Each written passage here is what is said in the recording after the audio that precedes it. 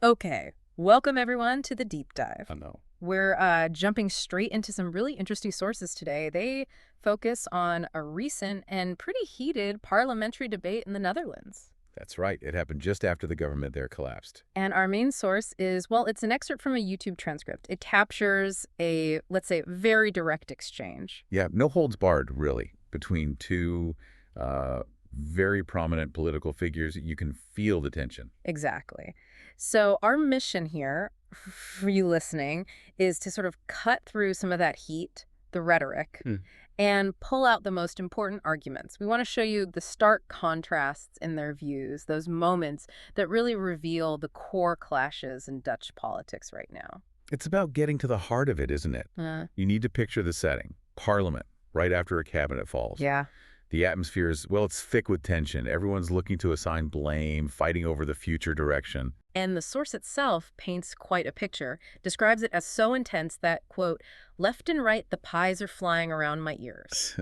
Yeah, that says it all, doesn't it? Yeah. Gives you a real sense of the chaos. Pies flying definitely captures the mood we're hearing in this transcript. And the very first big point of conflict jumps straight into something huge globally. The conflict in Israel and Gaza. Right. It's striking how quickly that international crisis becomes, a domestic political football here. Absolutely. Yeah. So one perspective in this debate, it makes some incredibly serious claims against the government of Netanyahu. Serious how? We're talking terms like very serious war crimes, even genocidal violence. Wow. Yeah. Okay. And they also described it as trying to, what was it, ethnically cleanse a whole population? Exactly.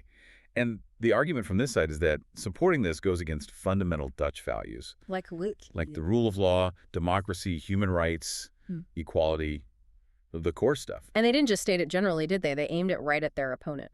Oh, directly. Called them a schandvlek, a disgrace for defending these actions, and said they hoped they'd never gain influence in government again. That's very pointed language. Extremely. But then, the counter-argument, it couldn't be more different. A full 180. How so? This speaker expressed, proud support for Israel, framed the whole thing as an existential struggle. For Israel's survival. Yes, against who they called terrorists in Gaza, Hamas, whose goal, they stated, is to destroy and wipe Israel and the Jewish people off the map. And this speaker sort of widened the scope, too, didn't they? Bring it back to Europe. They did. Arguing Israel is fighting our battle, even warned, quite dramatically, that if Jerusalem falls, then Athens, Paris, and Amsterdam are next. So the idea is Israel's defending Western values. That's the framing. Upholding freedom and democracy against groups like Iran, Hezbollah, Hamas, Islamic Jihad. They listed them out. And the language, did it stay civil? Not really. Just as the first speaker used schandvlek, this one threw it right back. Yeah. Called the opponent almost half anti-Semitic, and also a schandvlek for their position. So schandvlek flying both ways, accusations of being an extremist, anti-Semitic, it sounds incredibly confrontational. It was. The transcript notes the chairperson actually had to step in, acknowledge how heated it got. But even with all that fire, there was a moment of clarity, or perhaps resignation. Yes. One speaker just explicitly says, regarding this specific topic, here we will not agree.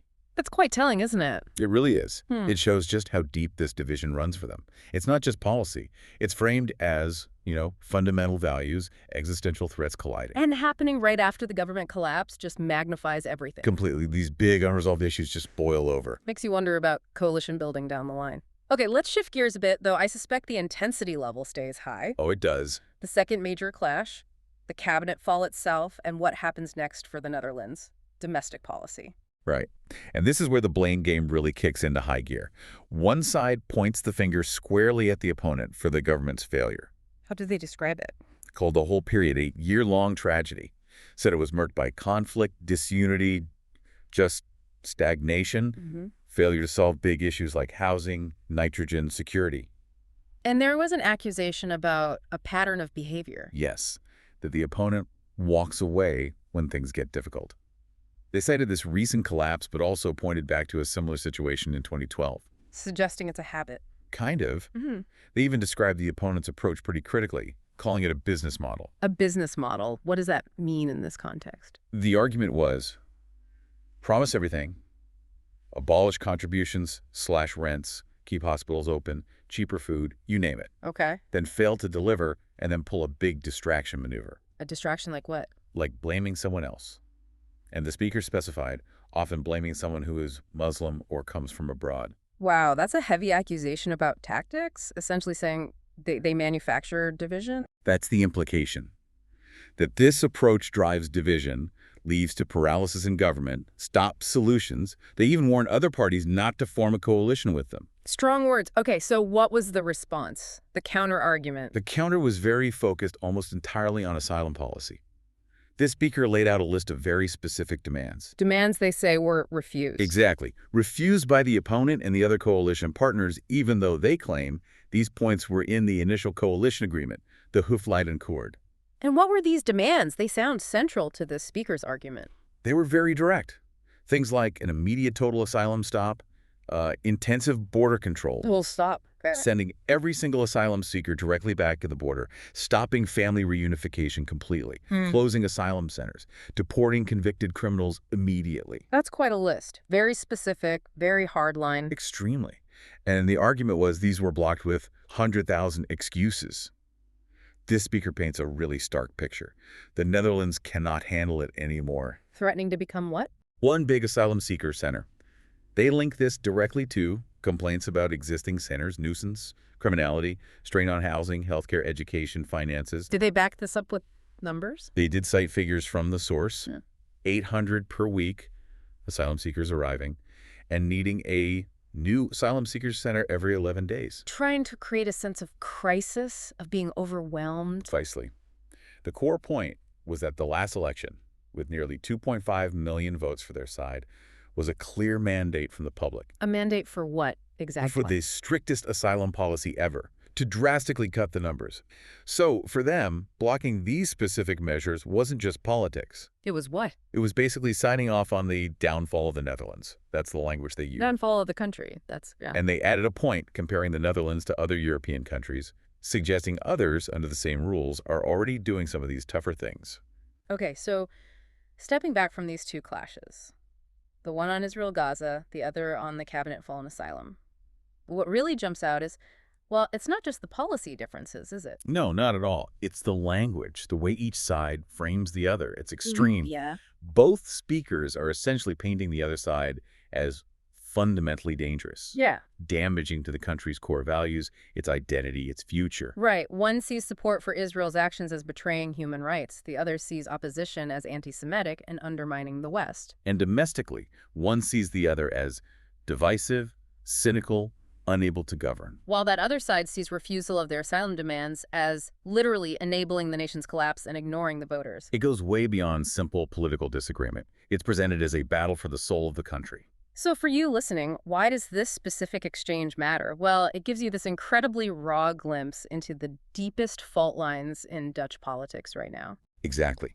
You hear directly from leaders how they frame huge global events and intense domestic issues like immigration. You see how they articulate these clashing worldviews when the political stakes are incredibly high. It really highlights that these fights aren't just about tweaking policies. They're about deeply held, often totally opposed values and visions for where the Netherlands should go. The intensity is palpable. Thinking about those starkly different realities presented, defending Israel as defending freedom versus supporting war crimes. Or demanding strict asylum limits for national survival versus seeing that demand as divisive and unworkable. The gap seems enormous. It really does. Yeah. So given these views that seem just fundamentally opposed on such critical issues, Yeah. and considering the level of personal animosity, the distrust that just drips from this exchange, here's something to think about, based only on what we've heard here. What does this kind of deep value-based conflict, this open hostility, suggest about the actual potential for finding common ground, or even for forming a stable government that can tackle the challenges these speakers themselves identify, albeit from vastly different perspectives?